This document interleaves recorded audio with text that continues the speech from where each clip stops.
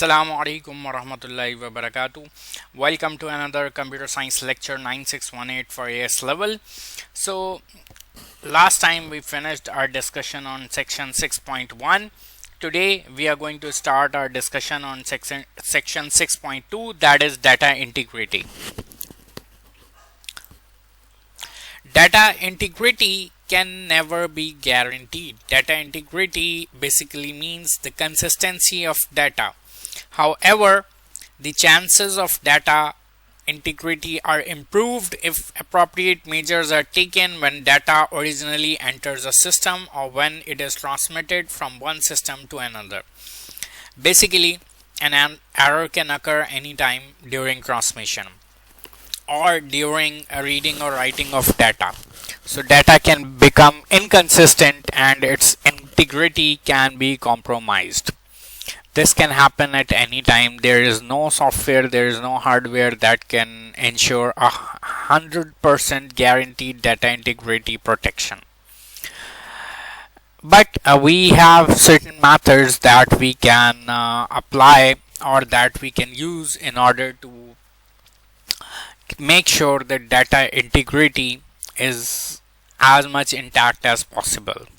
First of all, we have the data verification methods. Verification checks are those methods which confirm that the data being accepted or entered is the same as source data and it has not been altered during entering or during input. During data entry, double entry and visual checks are used, while during data transfer, parity check and checksum are used. Double entry. When a user is asked to supply a new password, there would be a request for the password to be re-entered, something like this. If these two passwords do not match, then it would not be accepted. Then we have the screen or the visual check. After filling in a form, read through the data entered before sending the form off to its destination in order to make sure you have not mistyped anything. Then for during data transmission, we can have parity check being used as a data verification method. What is parity check? I'm sure you know that very well from your O-levels chapter number 2. However, we can have a go through at it again. All the ones or all the 1 bits or all the bits which are having the value 1 in a bit stream are counted.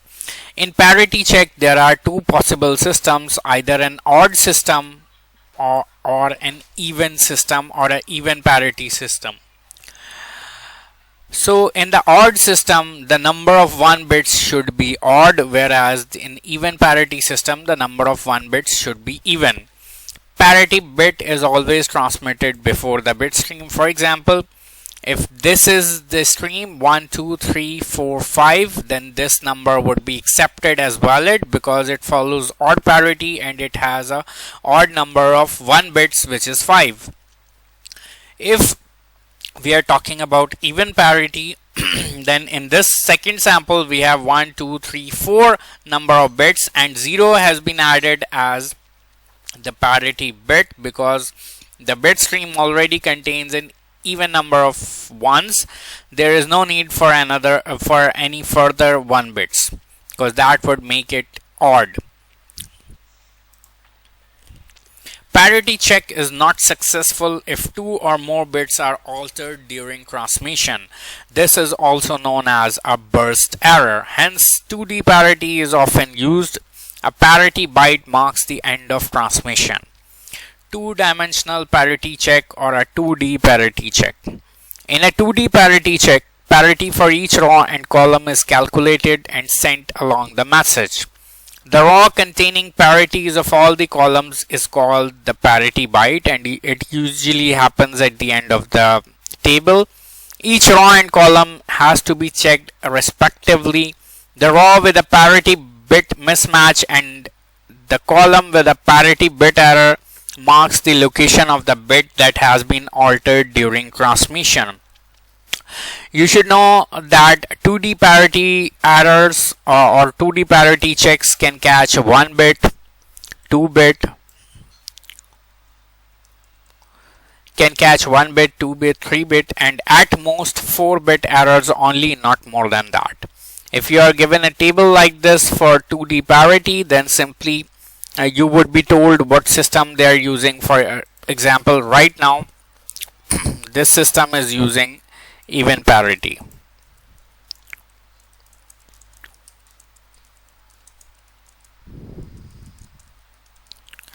Now first of all, we check all the columns one after the other. This column contains 2 1 bits, that means it is okay. This column contains 4, this is also okay. This column contains 2, okay. 1 2 3 4, okay. Bit 5 or column 5 contains only 1 bit, that means there's an error. So we are going to highlight it or mark it or draw a circle around it. Then we check bit 6, 7 and 8, they're all correct. Then consecutively we check all the rows. First row is correct, second is correct, third is correct, but fourth row or fourth byte is having 1 2 3 4 5 bits, which is wrong. Hence we know that this bit which occurs at the over here, which occurs at the intersection of the row and column that we just highlighted, this one, this has to be the bit which has been altered during transmission. Now if you remember it further, you would know if you had to write the corrected byte, we just copy the whole line and we just change the value of whatever is inside this intersection or this circle. For example, the corrected byte would be 1110, and then instead of this 0 we are going to change it to 1. Then rest of the byte would remain same, 101. That would be your corrected byte. Simple. If you want to learn about the different types of error checking methods in more detail, I suggest you have a go through with the lecture 2.2 errors in data transmission. You can find it below in the list. Moving on, then the next thing we have is a checksum. Before transmission of a data block, its checksum value is calculated and sent along with the data. The receiver recalculates the checksum and compares it to the checksum sent along with the data. If the two checksum values match, data is assumed to be error-free. Calculation of checksum. Now this part is examiner would most likely not ask you to calculate a checksum. This is just as a precaution. If the sum of the bytes in the packet is 255 or less, then the checksum is exactly that value. A value by the name of sum of bytes would always be given to you in the question if you have to calculate the checksum. If that given value is 255 or less than 255, then you don't need to perform any calculation. That value is the checksum in itself. If the sum of the bytes is more than 255, then the checksum is the remainder of the total value after it has been divided by 256. The other case is if the given sum of bytes in the question is greater than 255. It is 2000, 3000, 1755 or something like that. In that case, simply divide it by 256 and whatever is your remainder would be the checksum. Okay, so we don't need to do that. Simply if you divide the given number, for example 1151 by this, and then the remainder you are going to get is, this is the actual answer of the division, basically 4, and you don't need to round it off, forget rounding it off, and basically a remainder that you are going to get 127. So whatever is your remainder, that would be your checksum, and if the given number is less than 256, then we just write that as the checksum as it is, no further calculation needed. Then we have data validation methods. Validation check means to confirm that all the data being accepted is reasonable or that it lies within a specific range. The first validation method we have is known as range check. Range check means to check whether data lies in a specific range or not. Now, in paper 1 we are not dealing with any algorithms, but obviously in paper 2 you would have to be applying these checks, validation checks, in your pseudocode a lot. Just because of that I have included some sample pseudocodes.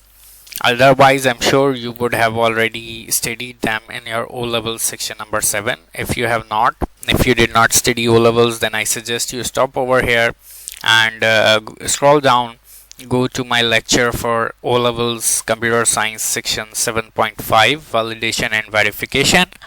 Have watch it first. It is going to greatly help you over here in 6.2.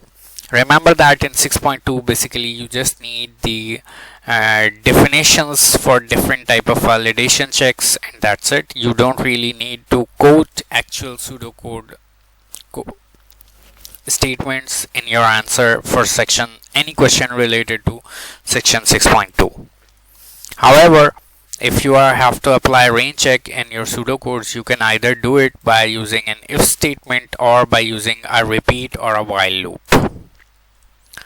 Then we have length check, checking that the data is of a given character length. For example, if length password, we usually use this length function in order to check the length of a string. If length password is unequal to 8, then obviously you are going to have an error. Or by using if length family name greater than 30 or length family name less than 2, then obviously there would be an error and you would be asked to re-enter. Then we have the format check, checking that the data is entered in a predefined format. For example, cell phone numbers, no matter wherever they are, usually starts with a 0. The NIC number or national identity card number in Pakistan start from 42 or 52, etc. There are certain rules for it according to the province. It always contains 2 dashes in between, and it is always a 13-digit number. Now this part is simply for your understanding, because obviously in A-levels paper 2 you are given slightly more difficult questions which are more suited to the A-level criteria. Hence you should have an idea of how to apply different checks in your pseudocodes. For example, output, please enter an ID number, for example ATM, and then 4 numbers. First of all, we do accepted equals to false. While accepted is false, do ID number equals to input, like or you can simply write it like this. Then we break it off as we basically extract first 3 numbers from ID number and we put it in a variable by the name of first, and we extract the next 4 characters and we put them in last, and then we find the length. This should be length ID number. If length is equals to 7 and first equals to ATM and last greater than equals to 4 zeros and less than equals to 4 nines, then you would accept, otherwise you would reject. Basically, whenever you have to check a code word that contains both numbers and characters, even if you have to check an email, the only way to do it is to extract characters from the string and then check them individually. Then accepted equals to true, else output ID not acceptable, please try again, and if and while output acceptable ID number entered if this whole test is passed. Then we have the presence check, checking that a data field isn't empty, some value has been entered in a variable. it can be applied in an algorithm by using if email address equals to this, use, or you can write it with a little space as well, something like this. Then output required, else, or simply just write and if, because we don't have an we don't really need an else statement over here. Then a new type of check which we have in the AS level syllabus, but it was not there in O levels, is known as existence check. It checks if some data or a file name actually exists or not. For example, if day equals to Monday, or day equals to Tuesday, or day equals to Wednesday or Thursday or Friday, you can either apply it like this, then print accepted, else not accepted, or if file.exist and then you write the file name, then print file exists, else print file does not exist. You'll get to learn more about how to check for existence of files in chapter number 10 as well. Then we have another new thing that is known as a limit check. It is similar to a range check but only focuses on one extreme, either the upper limit or the lower limit, but not both, whereas a range check checks both limits. For example, ensuring a customer doesn't order more than the maximum allowed quantity. Or it can be applied in an algorithm by using if student mark greater than 100 or if age greater than 90, etc. Then we have the check digit. Check digit is considered a part of your validation checks. A check digit is a digit added to the rightmost position in a code, calculated using all other digits in the stream. Again, you would have studied check digit in your O-level section number 2, specifically 2.2, at the very end of 2.2. To calculate a check digit, add all the odd numbered digits together excluding the check digit, add all even numbered digits together and multiply by 3, add both sums together and divide by 10. If remainder is 0, check digit is 0, else subtract the remainder from 10 and resultant is the check digit. For example, you're given this number. Now first of all, what you are going to do is, for your own understanding, simply put place values from the right hand side. This is the first number in the string, this is the second, then the third, then the fourth, then fifth, then sixth, then seventh, then eighth, then ninth, then 10th, then 11th, and then finally we have the 12th number. Now what you need to do is, in the first step, you have to calculate a sum of all the digits which are in a odd position, like first position, third position, fifth, seventh, ninth, and 11th position. And when you do that, you get a total of 39. Then you do the same with the even position numbers, no matter even if their value is odd. Like 7 is technically an odd number, but it is in the even position, so we include it in our sum. Then we have this, and this, and once we add all these together, we get 32. But remember, we have to multiply this sum by 3 as a part of step 3, so we get 96 as total. In the third step, we have to add these two sums together. The sum of odds and sum of evens multiply by 3 together, so we get a total of 135. Lastly, we need to divide this final sum by 10, and when we do that, the remainder is 5. The very last step is, if the remainder is 0, that is check digit, otherwise you have to subtract it from 10 in order, and the answer is your check digit. So right now we have the remainder as 5. 10 minus 5 is 5, so that means 5 is technically our check digit in this case. That's everything you need to know for your section 6.2 data integrity. And if you're having any problem in understanding any of these concepts, it was a little rushed because you have studied most of it in your O levels. But if for some reason you have not studied O levels computer science, then you can simply scroll down and watch my videos for section 7.5 validation and verification of computer science O levels, and section 2.2 errors during data transmission or error checking methods in data transmission, section 2.2. You can watch these two videos and hopefully you'll have the background knowledge required to study to understand these concepts.